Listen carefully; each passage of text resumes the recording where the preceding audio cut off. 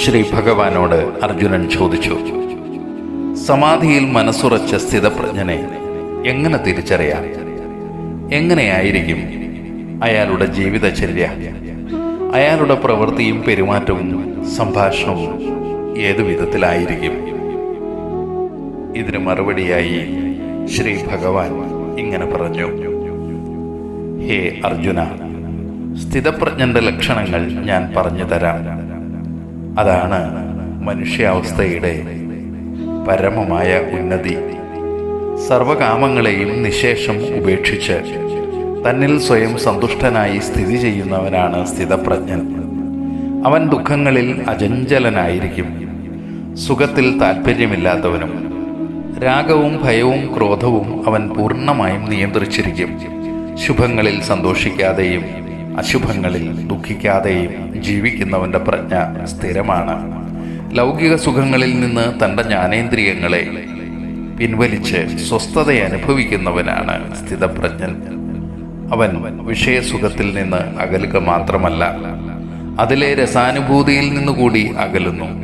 ആത്മദർശനത്തിൽ ആസക്തികളെല്ലാം തനിയെ ഉപശമിക്കുന്നു. ഇന്ദ്രിയങ്ങളെ നിയന്ത്രിച്ച് പാട്ടിലാക്കുക അസാധ്യമാണ്. ജ്ഞാനിയുടെ മനസ്സിനെ പോലും ഇന്ദ്രിയങ്ങൾ അവയുടെ വഴിക്ക് ബലമായി പിടിച്ചു വലിച്ചു കൊണ്ടുപോകും.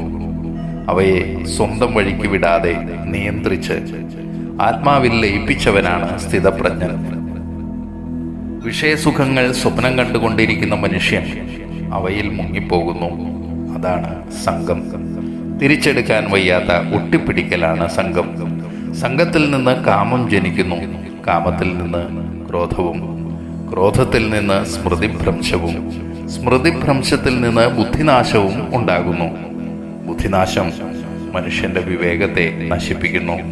സ്വന്തം നിയന്ത്രണത്തിന്റെ കടിഞ്ഞാണിൽ അമർന്നു കഴിയുന്ന ഇന്ദ്രിയങ്ങൾ കൊണ്ട് ലൗകിക സുഖം അനുഭവിക്കുന്ന സ്ഥിതപ്രജ്ഞന് ചിത്തപ്രസാദം നിത്യാനുഭൂതിയാണ്. ചിത്തപ്രസാദത്തിൽ സർവ്വദുഃഖങ്ങളും പൂർണ്ണമായും ശമിക്കുന്നു. പിന്നെ അവന്റെ ബുദ്ധിക്കോ മനസ്സിനോ ചാഞ്ചല്യമുണ്ടാകുന്നില്ല.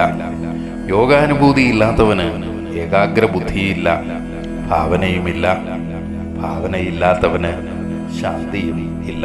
നദികൾ ഒഴുകി വന്ന് ലയിച്ചുകൊണ്ടിരിക്കുന്ന സമുദ്രം അക്ഷോഭ്യമായി സ്ഥിതി ചെയ്യുന്നത് പോലെ വിഷയസുഖങ്ങൾ തന്നിലേക്ക് ഒഴുകി വരുമ്പോഴും അക്ഷോഭ്യനായി ഇരിക്കുന്നവനാണ് ശാന്തി നുകരുന്ന സ്ഥിതപ്രജ്ഞൻ. ഈ മാനസികാവസ്ഥയുടെ സ്ഥിരതയാണ് ബ്രാഹ്മ്യസ്ഥിതി.